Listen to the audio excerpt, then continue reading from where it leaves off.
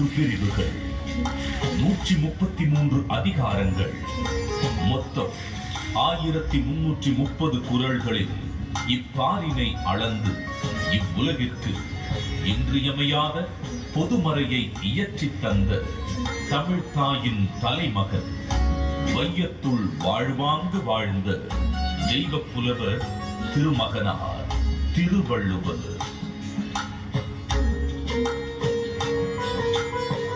ஐயன் வள்ளுவனின் பிறந்த வருடம் தமிழக அரசால் கிமு 31 என்று வழங்கப்படுகின்றது.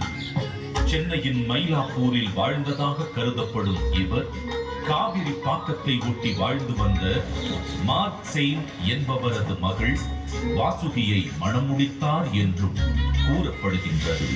தன்னை பற்றிய குறிப்புகள் மிக குறைவாகவே கிடைக்கப் பெற்றுள்ள போதிலும் தன் சொற்களால் தமிழ் கடத்தி சாதி மத வேதங்களை களைந்து மனிதத்தை உயர்த்தி பிடித்தவர் வள்ளுவர் திருமகனார்.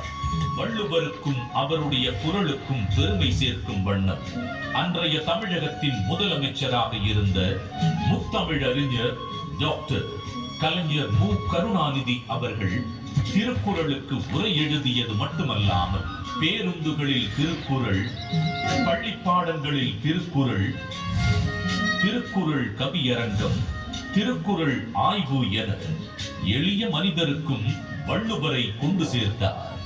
அவரது புகழை நிலைநாட்டும் விதமாக 1975 தொடங்கி பல இன்னல்களுக்கு பின்னர் 2000ஆம் ஆண்டு குமரி முனையில் 133 அடி உயரமுள்ள திருவள்ளுவர் கற்சிலையை திறந்து வைத்தார்.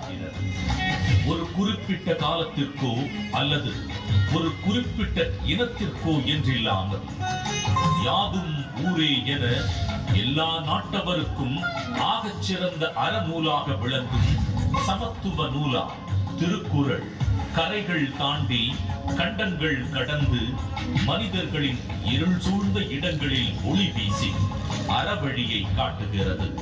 தமிழர்களின் பெருமையை பாரினில் உயர்த்தி பிடித்திருக்கும் திருக்குறள் வள்ளுவன் நம் தமிழ் அன்னைக்கு சூட்டியிருக்கும் மாட்சிக்குரிய மணிமகுடம்.